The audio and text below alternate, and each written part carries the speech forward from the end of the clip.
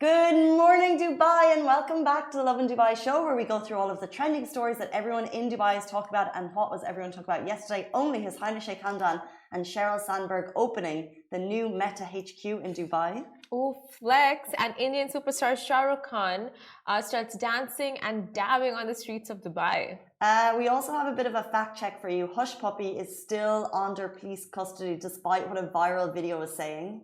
And Marshmello is taking center stage at Expo 2020 Dubai tomorrow. And do stay tuned, because later in the show we sat down with Samuel Morris, who completed the world's toughest rowing race. This is comparable to some of the world's toughest endurance challenges. It actually is one of the world's toughest endurance challenges. So if you're interested to learn how he went about that and how he got through those grueling, I think 38 days in a small rowing boat with two teammates as they went across the Atlantic, do stay tuned. But before we get into all of that, what are Kim and Kanye up to? Okay, Casey, so yesterday was International Women's Day, and a lot of women just shared support for each other, and then, of course, a lot shared their plight of just what they have to face in the world with, of course, in terms of abuse, domestic abuse, in relationships, just being catcalled out in public. The real stuff.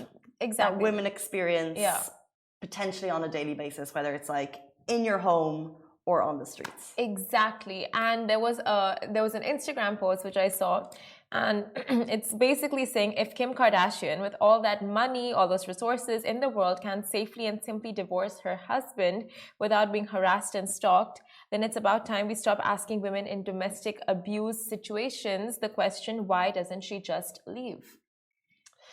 Okay, so for people who may not be fully aware of the whole Kim and Kanye situation, they were a strong relationship, it seems. They have 4 kids. We know Kim is very family orientated. However, Kanye started, I guess, going out on social media with rants. And then it looked like the marriage was breaking up, and then people didn't know if it was publicity. But then, some of the stuff he said got kind of, some of the words he used in his songs about, like, suggesting that he cheated on Kim, and that there's potentially going to be an abortion, and like all this like really, really, really, really personal stuff for a family that, although they are quite public, they also are quite guarded when it gets to the real nitty-gritty, because of course we all are, and we're all allowed that privacy. But Kanye has gone too far. Completely gone on a tangent, and it's just bringing out the fact that mental illness doesn't really defend the fact. I mean, like, it doesn't defend misogyny at all. So the fact that they are kind of hiding behind the whole mental health cover, it's just.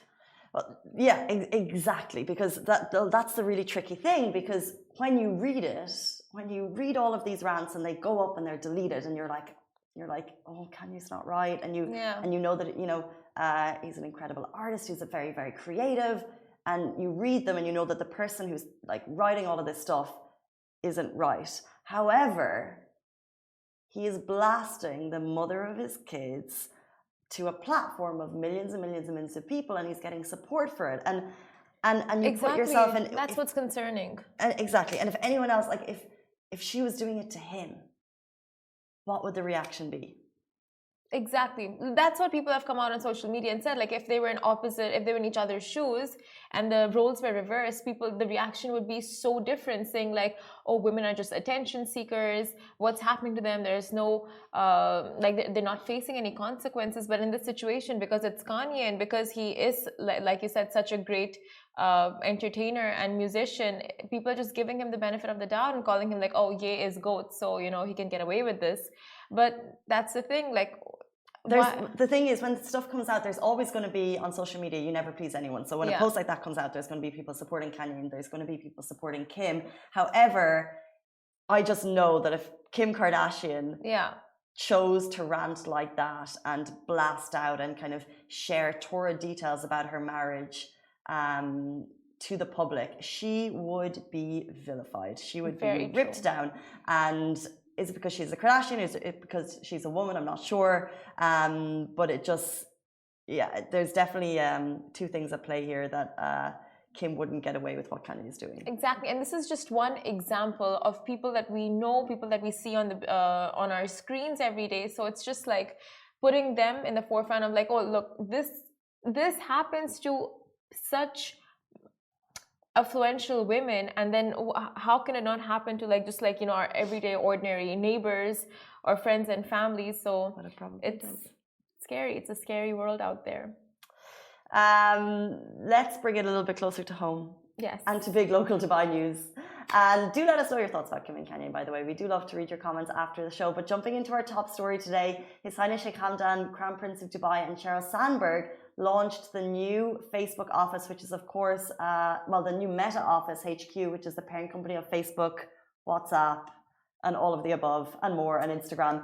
And it all took place on Dubai International Women's Day. So His Highness Sheikh Hamdan bin Mohammed bin Rashid Al Maktoum, Crown Prince of Dubai and Chairman Executive Council, opened Meta's new regional headquarters in Dubai Internet City. The opening event was attended by Sheryl Sandberg, who is the Chief Operating Officer of Meta. She's also the founder of Lean In and Option B. She's an incredible businesswoman in her own right, and the fact that she was here in Dubai on International Women's Day, like she's literally one of the leading female business leaders in the world, shows what a huge commitment one of the biggest social media platforms is putting into the region. Very true. And His Highness Sheikh Hamdan bin Mohammed bin Rashid Al Maktoum said that the establishment of Meta's new office in the Emirate reflects Dubai's growth as a global business hub and the continued confidence of the world's largest technology companies in the city as a base for tapping new opportunities and advancing innovation. And I was very lucky to attend. Of course. We got a press invite, and it was super exciting because it was one of these things where like you get an invite from Meta and you're like, what is that? Like, how cool is that? And you have no idea what to expect. And they have basically kind of it's an office expansion. So Meta is really kind of just a bit of a background. Meta builds technologies that help people connect. So find communities and grow businesses. So when Facebook launched back in 2004, it changed the way people connect. And now they have apps like Messenger and Instagram and WhatsApp, which we've already mentioned.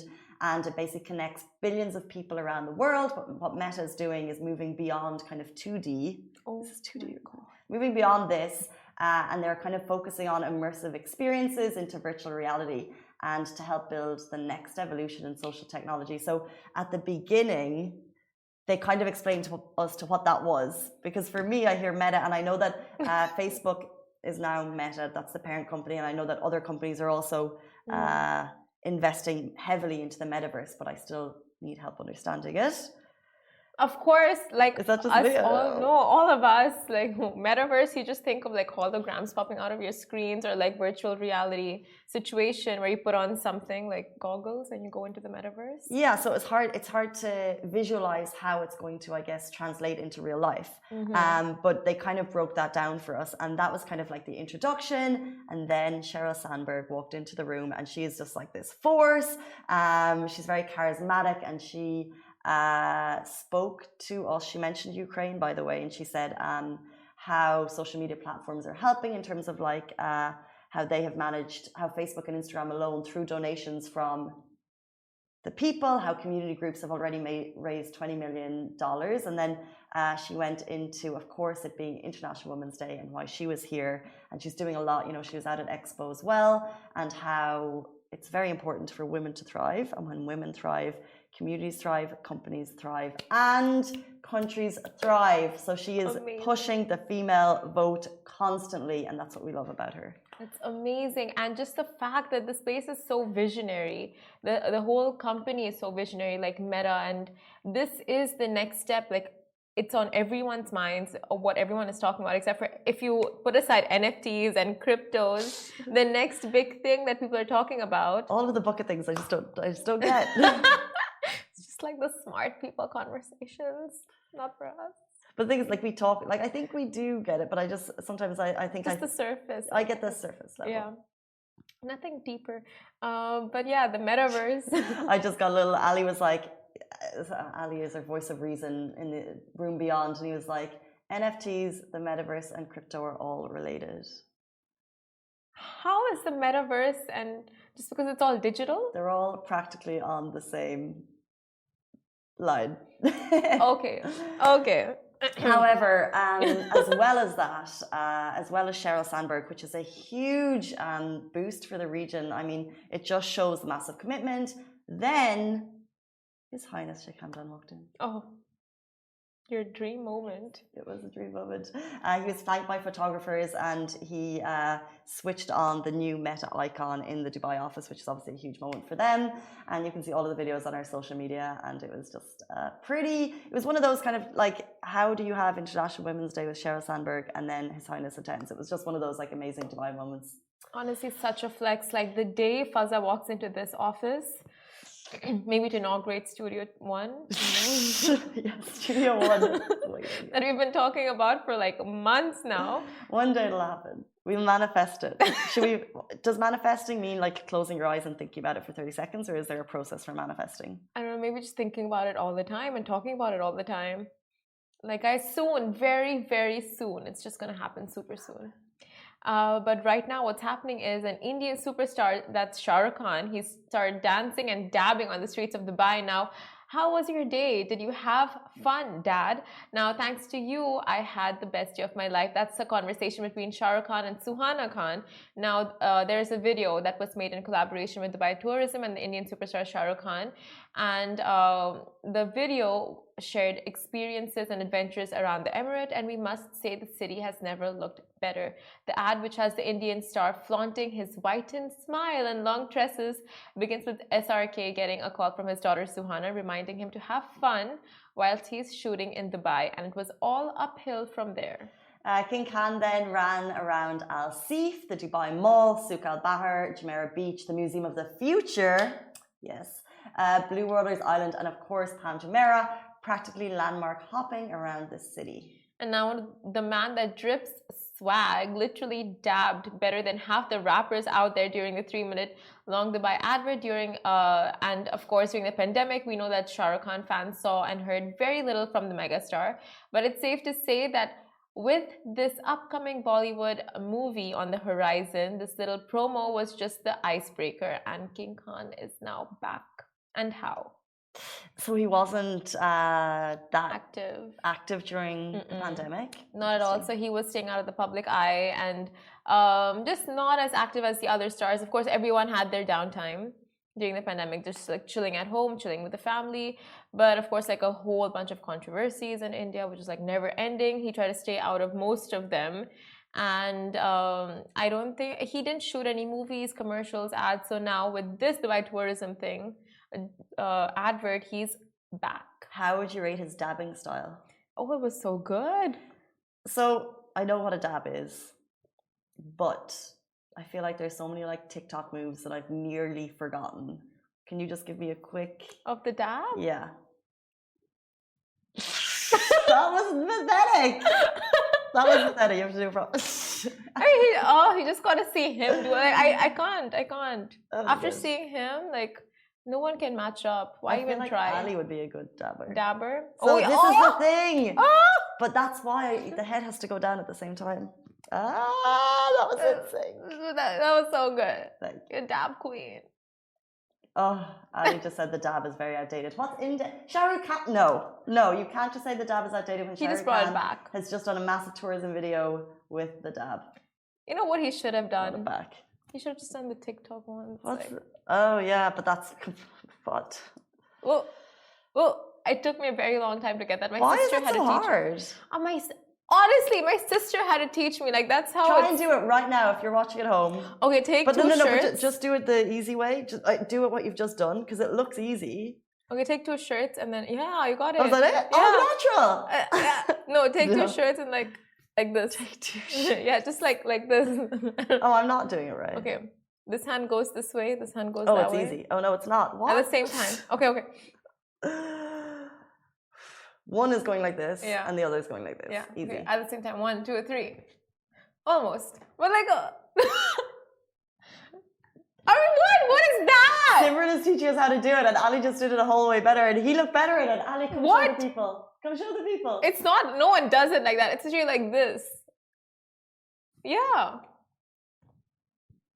You just gotta move back slightly. You're both doing 2 totally different things. Okay, come here. Ali's doing like a little bit of a. We'll put it on Instagram after. We'll be like, who's actually doing it right? So we'll have a. Ali and me. Yeah, and then I'll show you how it's actually done. Oh, she got it. Casey got it. Oh, that's better than this. Whatever this is. I could just keep going. Oh, she got the move. Poor Simran, she's just like, what are you doing? Why am I here? Okay, let's jump into our next story. We'll put that on Instagram because I do want to know who's actually doing it right, so I can really learn. I think you were doing it right. Thanks. Okay, then we'll put it on Instagram. I think Simran's doing it right. Okay, next story. Fact check. Hushpuppi is still under police custody. So, is another reported scammer on the loose? The answer is no. A video that was going viral showed Hushpuppi out of police custody has proved to be false, inaccurate, fake news. A little recap on who Hushpuppi is. Raymond Abbas, aka Hushpuppi, admitted taking part in a fraudulent $1.1 million school financing scam, along with additional cyber and business email compromise schemes, according to the United States Justice Department. The reports back at the time showed proceeds of this scam were used to purchase a $230K watch, which he flaunted on the gram to his 2.5 million followers, along with a lot of flexes on his Instagram account, which is still active, by the way.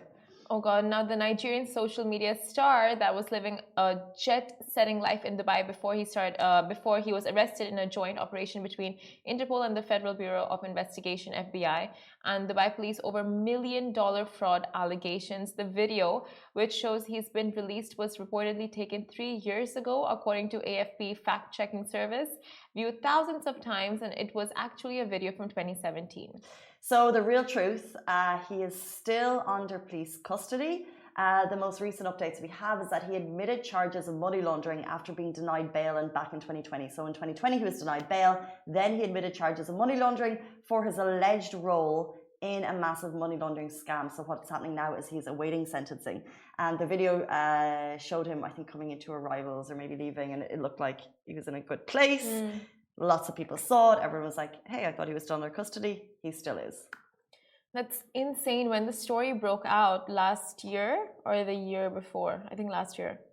It was we've had kind of a rolling thing. So I think it happened maybe 2 years ago. And the last update we had was in July 2021 when he... Yeah. When he was denied bail and he admitted the charges. It's crazy. Like someone who lived such... Like for so long, he lived with so many lavish things and possessions and just jet setting up, like we said, like just leading this amazing opulent life and just getting away with so much scamming. Like it's insane. Well, we're not, in terms of what he's admitted or reported. Yeah. There's still that line. So in terms of what I think he's admitted part of the kind of the school financing scam. Yeah. But showing a massive lavish life, you know, we've seen it recently.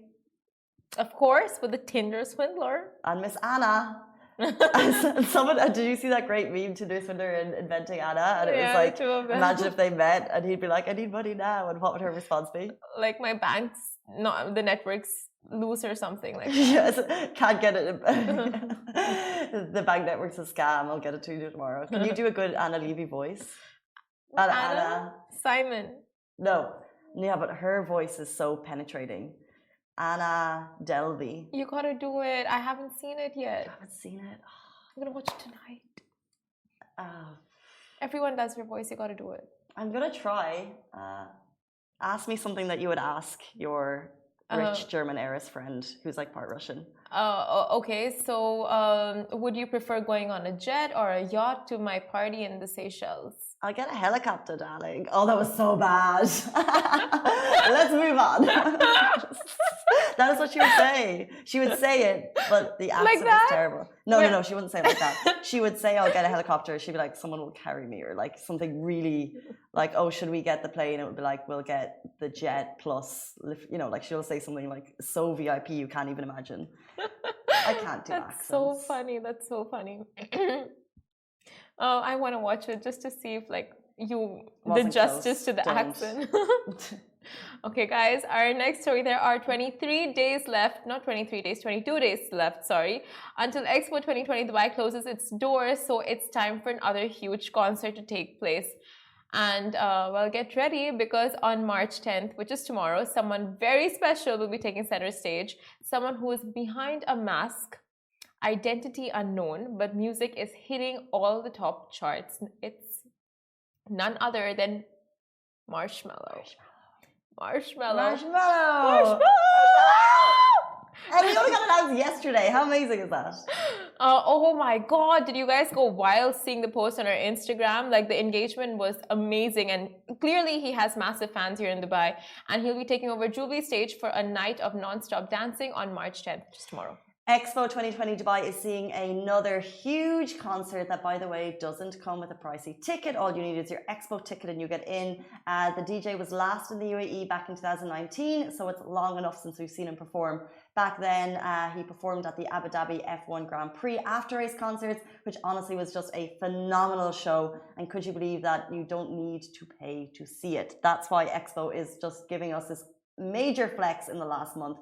All you need to do is get your regular valid Expo ticket. The night of non-stop music kicks off at 8:30 p.m. It's expected to be crowded, so be there on the early side. And not only will Marshmello be there, Miss Simran will be there. Right. You're going for many reasons. Expo tomorrow is going to be amazing. I just feel like it's just going to be it's like we're in the last 30-day countdown. Yeah. They're expecting millions of visitors. We've just topped over 17 million visitors to Expo, by the way, which is amazing. And it's just, I'm sure we're going to reach over the 20 before the end, which is just fabulous. Literally everyone that's coming to Dubai, from celebrities to politicians, influencers, bloggers, sportsmen, everyone's been down at Expo. Every single person. So if you stay in Dubai and haven't been to the Expo yet, it's just like, what is going on? Just doesn't make sense. Can we get an answer on that, by the way? Is there anyone that hasn't been yet? If you're in Dubai, if you haven't been, what are you doing? You need to go. Like, it's just phenomenal. Just the food, just the food, like the food trucks and like all the like tiny little like restaurants and hidden gems that you find. Like the New Zealand Tiaki restaurant is amazing, and that's going to be gone. If you have one more chance to check it out. The New Zealand restaurant. Yeah, it's like just like authentic, good quality New Zealand food. There's a burrata bar. There's an amazing. Have you been to the amazing vegan restaurant? I've been to a lot of the amazing vegan restaurant. I haven't been, but it's one of my. I need to go before I go. I went to Mudra. I don't know about. I think it's Mudra. It's Mudra. Is it Mudra? In the sustainability district.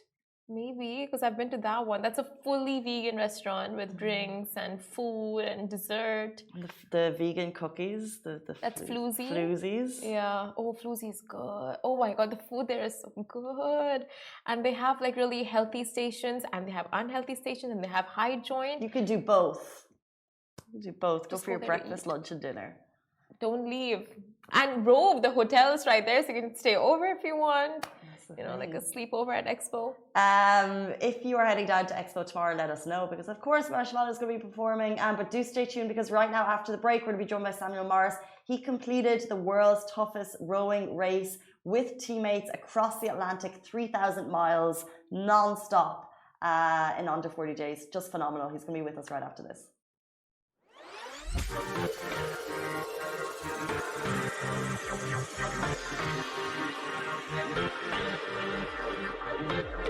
Welcome back to the Lovin Dubai show. We are now joined by Sam Morris, a chartered surveyor by trade who took on a mega challenge. Joined by teammates, they rowed 3,000 miles across the Atlantic to raise important awareness for the increasing volume of plastic that we're finding in our ocean. First of all, a massive congratulations and welcome to the show. Thank you very much, Casey. Nice to meet you. Nice to meet you too. So you have undertaken a massive challenge with Team Peninsula. First of all, tell us a little bit about it. So now myself, my two teammates, Will and Toby, we're now like part of a very small club of people. Less than 1,000 people have rowed across the Atlantic versus more than 10,000 people now have reached the summit of Mount Everest. We did it to raise awareness about plastics in the oceans for two amazing charities. One of them is a non-profit here, which is called ASRAC, and the other one is based out of the UK. It's now called Ocean Generation. It was formerly Plastic Oceans UK. We chose these two charities because they do a three-pronged approach. They look at cleaning up the rivers and oceans. They also look at working with governments to introduce new policies. And the third part is they do the education part as well. So they go into schools, etc. So So we took on the row. We set off on the 12th of December, and we got to Antigua on the 19th of January. So it took us 38 days and 13 minutes. And 38 days of solid rowing. So going into it, how long were you expected to take? The world record for a trio is 33 days, I think it is. Might be 34, but yeah, like 33 or 34 days. We were planning to do it in approximately 40. That was our target, and coming in sub 40 was awesome. We came 8th out of 36 teams doing it this year. It was the largest ever fleet to go across. And let's go back to the right start. So let's say, for example, you're backed by rowing experts, so you have guidance as you're training, but what actually inspired you three to get together and take this on?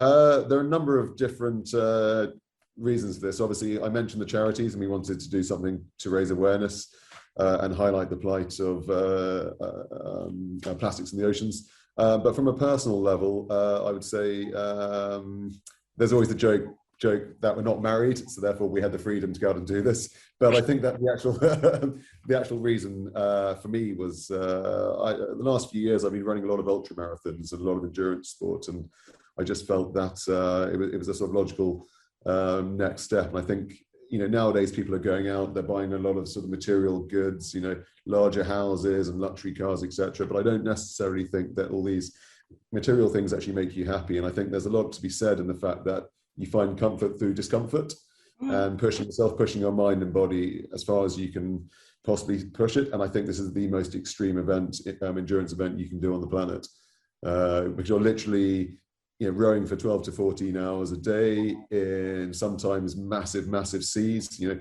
so we had 7 or 8 meter waves for about 3 or 4 days halfway across. You know, and it's the sleep deprivation and the fatigue. So it's all of that combined in a tiny little enclosed environment. So for me, I just wanted to see how far I could push my body and mind, as well as obviously make a large gesture and try to raise awareness for the plastics issue. Amazing. So like you said, it is the most difficult endurance race on the planet, and you've actually done the Marathon des Sables. So how do they actually compare? They're two different beasts. They're both magical experiences. The Marathon des Sables, or MDS, is one hell of a challenge, but you know at the end of the day you can be rescued. Whereas when you're rowing across an ocean, if something happens to you, you're basically on your own for probably 12 to 24 hours at best if someone can get to you. So it's all about survival, whereas the Marathon des Sables is more about endurance, I would say. Yeah. Can you take us into the boat situation? It's very difficult for us to imagine having kind of, I know the boats are going to be on show at the International Boat Show, but what actually is the physical boat like when you're inside rowing? How comfortable is it? Sure. It's just under 9 meters long. We had something called a Rukh R45, which is like the kind of Rolls Royce or the Bentley of the ocean rowing boats. They're not very stable, so as you're walking sort of past somebody rowing, the boat does lean, and even down to when somebody's sleeping in one of the 2 cabins. There's a cabin at the front and the back, and the bow and the stern. And if somebody's sleeping and they roll over to one side and you're rowing, you literally like go and wake them up and tell them to get back in the middle. That's how unstable they are. Very cramped conditions. 3 rowing spaces. A lot of storage in the hull for all the food. There's an onboard water maker because we make drinking water from seawater, or made drinking water from seawater. Yeah, besides that, in a storm, you get into the cabins and you put out what's known as a power anchor, which is like a 200-meter rope with a parachute on the end, and it holds your boat facing into the waves, and you just get in the cabins. And these boats are so strong and robust, they're made to withstand storms. So you know that you're relatively safe as long as you're always clipped onto the boat. That's right. Clipped on. And did you come into contact with any storms throughout the trip? No, we were quite lucky from that perspective, but we did encounter some massive waves for about 3 or 4 days. And at night time, it's pretty scary. It's like rows of like terraced houses coming towards you just repeatedly. And sometimes it was so dark, you just didn't sort of see them, but you just heard the roar coming towards you. And then you just suddenly get smashed by these massive waves. Luckily, we didn't capsize. We generally went over the top of them, but a few waves did actually come over the top of us, and we got very wet.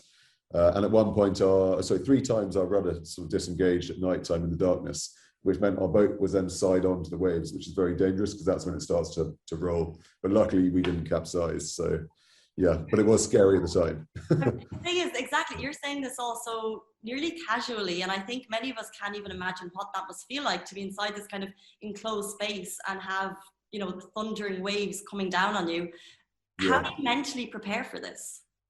So there were two aspects of the training. Obviously, physically, we had a trainer who's also rowed a number of oceans as well, a chap named Tom Kelly, who I highly recommend. The other aspect is the mental training, where you've got to have everything out in the open with your teammates, and you've got to brainstorm every sort of eventuality. So we spent, you know, close to 2 years leading up to train for the race, and the mental part of that, we did a lot of. It was like marriage counselling, where we would sit there and actually work through a marriage counselling plan and talk about how we were scared of things, what things would excite us, what things annoyed us about each other, just to make sure everything was out in the open. Because mid-Atlantic, when you're sleep deprived and tired, that's when obviously stress goes up and things can flare up over little things. We had to make sure that we were fully mentally prepped for it.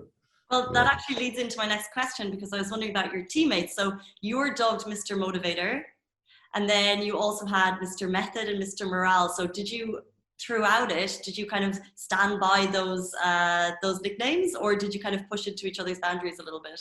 Yeah, I would say we would, but at the same time, everything's quite fluid because everyone has their ups and downs at different times. So you go through massive highs and massive lows.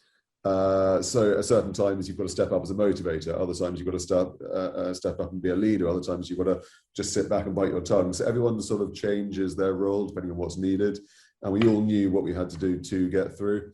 And we were quite lucky. So we finished the row as friends, whereas some teams unfortunately finish and they don't talk again. Whereas we got off the boat and we're still friends, which is the main thing. Yeah. That's really amazing to hear. My final question is about just being on the boat, and is there any downtime throughout the race? Like, do you have a phone, or, you know, are you connected to Instagram? Do you have a book? Can you take your mind away from the race, or is it 24 hours razor sharp focus until you get to the end? For sure. So when you're not rowing, you have 1 to maybe 3 hours off the oars at a time, depending on what your shift patterns were. So when you're off the oars, you're making water, you're getting calories in, you're then trying to sleep, you're trying to get the salt off your body as well because of all the salt sores. But then other things to distract us were the wildlife. We saw lots of dolphins. One of the pods of dolphins must have been about 100. It was huge. It was just vast as far as you could see. We saw whales came up, and their blowholes were blowing. It was very cool. We had sharks following us as well. So you don't actually see the sharks, you just see the fins. We had sea turtles as well. That was very cool. Very nice birds as well. All the way across, there were birds, which was quite mind-blowing actually in the mid-Atlantic. And then the other amazing thing as well, like 2 other things were like cleaning the hull, because you had to clean the hull 2 or 3 times. And at its deepest, the Atlantic's 5 kilometers deep. So you jump off the boat, obviously you're tied on, and you're there swimming, cleaning the hull, 4 hours after seeing a shark fin go by, which is a bit scary. And that's your nearest land is 5 kilometers underneath you, and the nearest people are in the International Space Station. So that was quite a cool experience.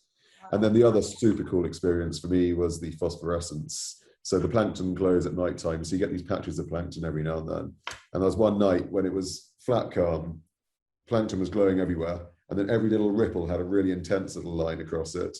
Every oar stroke was really bright. So that was cool. And then there was no moon that night. So we had the full stars above us, no clouds, and the full arc of the Milky Way coming down from the horizon to the other side with the glowing phosphorescence. I mean, literally, I tried to take photographs, but they didn't come out. It was absolutely magical. Yeah, so one hell of an experience. It sounds positively unreal, and it's the type of thing that only few people in this world will ever get to experience. And I'm sure there's people watching who would like to experience it, but of course it's not for everyone. And can you give, I think, maybe one piece of advice for anyone who would ever consider it, something that you didn't know going in that might help people considering to take it on? Sure. It's really just a sign-up thing. Just sign up. Once you pay your money, you're locked in. You've got to go for it. I started off in 2016 signing up for the MBS. Approached the best ultra running coach in the region here called Lee Harris, and said to Lee, please could he train me? And Lee said to me, what's your ultra endurance background? And I said, well, I've used to play team sports. And He took me under his wing, and 9 months later I did the Marathon des Sables, and same thing with the rowing as well, having never rowed before, nor had Will or Toby. We signed up, had a 2-year lead-in period, and you just learn as you go, and you that's it. So just sign up, get on with it. Otherwise, if you're having a midlife crisis, go out and buy a sports car, one of the two. So, yeah. One or the other. And dare I ask, what's next if you've completed 2 of kind of the toughest endurance races on the planet? Very busy at work this year, working on quite a large project here. After that, I'm thinking about a race in the States. It's similar to the Marathon des Sables. It's 265 kilometers, 5 days in the US. It's called the Grand to Grand. So that's my bucket list for maybe September 23. So just another easy one to tick off. Exactly, yeah. So the midlife crisis continues. Okay, before you leave us, we know that it was super important for all of you, the cause and the awareness you're raising for plastic in the ocean. Can people still donate? And if people want to support, how can they do that? So unfortunately, in the UAE, individuals are not allowed to donate. So we were very clear about this. The laws here are very strict. So we have a Just Giving page, which people can go to our website and find the link. But I've got to be very, very clear that we are not raising any funds for charity. We're raising funds for the expedition and from non-UAE individuals, just to be clear on that. Okay. Very clear. Thank you very much. Okay, guys, that was that was Sam Morris, who has completed. Oh, you froze for a second. Oh, I was just going to say thank you very much for joining us. We really appreciate it. An absolutely phenomenal challenge that you've completed, and a massive well done. Congratulations. Thank you very much, Casey. Lovely to meet you. Have a great afternoon. That is it for us on the Lovin Dubai show. See you later. Bye-bye.